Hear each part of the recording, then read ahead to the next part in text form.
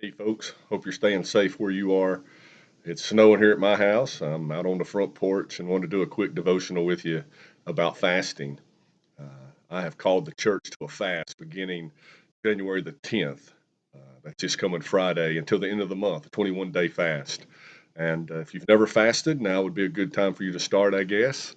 If you've got any questions about that, reach out to me. But fasting basically is not eating, and it's replacing food with prayer, is how I say it. And it's a wonderful spiritual experience, something that can be very powerful in your life. So there's a couple of different fasts that you can do: a partial fast where that you're just skipping certain foods, or a Daniel fast where that you're not eating particular type of foods.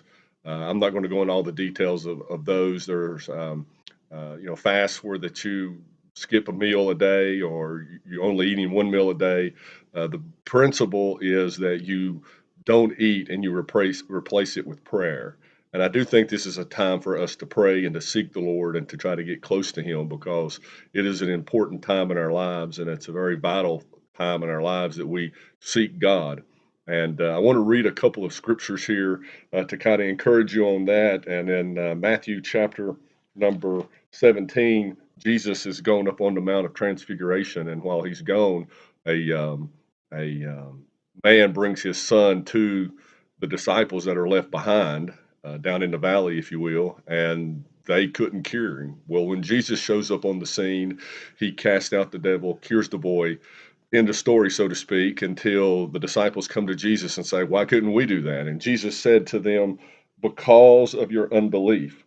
For verily I say unto you, if you have faith as a mustard seed, you shall say to this mountain, Move from here to yonder place, and it shall be moved. And nothing shall be impossible unto you." Then he says, "Howbeit this kind goes out, does not go out except by prayer and fasting." And there's just some things in our lives that require prayer and fasting. It's good that you come to church. You should come to church. It's good that you pay your tithe. You should do that. It's good that you listen to praise and worship music. I encourage you to do that as much as you can. But there's some things in our lives that can only be released, and some things in our lives that can only be bound up when we pray and when we fast. And that is what I want us to do during these 21 days beginning January the 10th. The Bible tells us in Isaiah 58, verse 6, it says, "Is this not the fast that I have chosen?" And this is the fast that I want us to participate in. Listen what it says here: "To loose the bands of wickedness, to undo the heavy burdens, and to let the oppressed go free, and to break every yoke." That's what I want us to do. I know there's things in your life that you want to fast and pray about. There's situations that you want to fast and pray over because you want God to move. There's maybe physical illnesses or sicknesses that you want God to move upon. There's souls that need to be saved, loved ones who are away from the Lord, or people who have addictions, or people who have bonds in their lives, and I want you to pray for those. But as a church, as a whole, I want us all to pray these four things: that the Lord will loose the band of wickedness, not just in our area, but in our nation, and that God will set free those that are bound by wickedness, that He'll undo heavy burdens. I know a lot of people who are burdened and heavy laden, and God has the power to set them free. And we need to understand that and pray to that extent that God would set them free from their burdens, to let the oppressed go free, and also to break every yoke.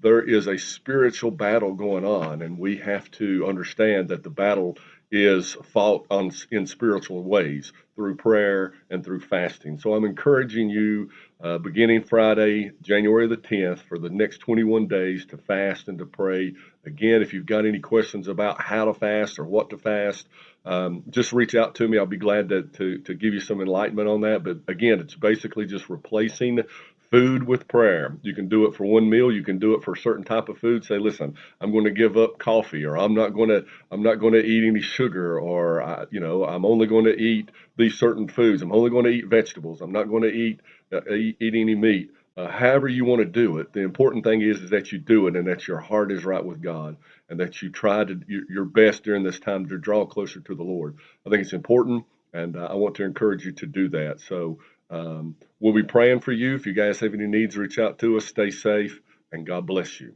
I have a few new and important announcements.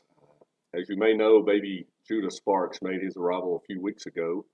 His first Sunday in church was this past Sunday. So on Sunday, January the 19th, 2 weeks from today, we're going to have a baby sprinkle for him and his family. Please bring in diapers, wipes, or gift cards, whatever you'd like to bless them as we celebrate baby Judah. You can stop by and pick up a sweet treat as you leave. Also, church this Wednesday night, I'll be teaching the adult class, and Abby will be teaching the teens. The Davisons will be teaching the kids. Abby is excited to dive into the youth group beginning in 2025, so encourage your team to come and get involved, as she always has wonderful activities. And of course, the Davisons always do a phenomenal job with the kids. There will be a short meeting for anyone attending Winterfest right after church next Sunday, January the 12th. Also, you Winterfest people, check your email and get back with Angela the next day or so. Also, there's an email that went out about the ladies' conference and t-shirt sales, so be sure to check it out. The Davisons need anyone who's willing to teach and serve in youth ministry to sign up on the bulletin board or use the link that was sent out a few weeks ago.